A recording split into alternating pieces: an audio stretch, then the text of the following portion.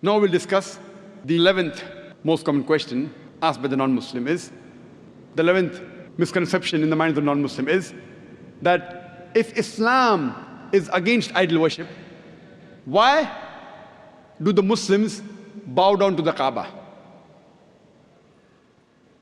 The reply to the allegation is, no Muslim ever worshipped the Kaaba. Kaaba is the Qibla, is the direction. It's mentioned in the Quran in Surah Baqarah, chapter number 2, verse number 144, that wherever you are, bow in the direction of the Kaaba. The Kaaba is the Qibla. For example, if the Muslim want to offer salah here, some will say let's face north, some will say south, some will say east, some will say west. So for congregation, for unity, all the Muslims face towards one direction, that is the Kaaba. So Kaaba is our Qibla.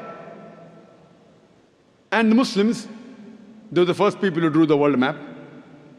And Al-Udrusi in 1154 was the first human being who drew the world map. And when the Muslim drew the world map, they had the South Pole on top, North Pole down, and Kaaba in the center. Later on, the Western cartographers came and they turned the map upside down. North Pole top, South Pole down, yet Alhamdulillah the Kaaba is in the center. So whichever part of the world you're in, if you're in the north, you face towards the south. If you're in the south, you face towards the north. If you're in the east, you face towards the west. If you're in the west, you face towards the east. Kaaba is the center.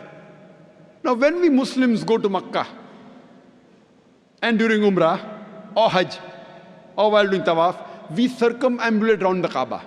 Now why do the Muslims circumambulate around the Kaaba? Because it's the commandment of Allah and our Rasul, we do it.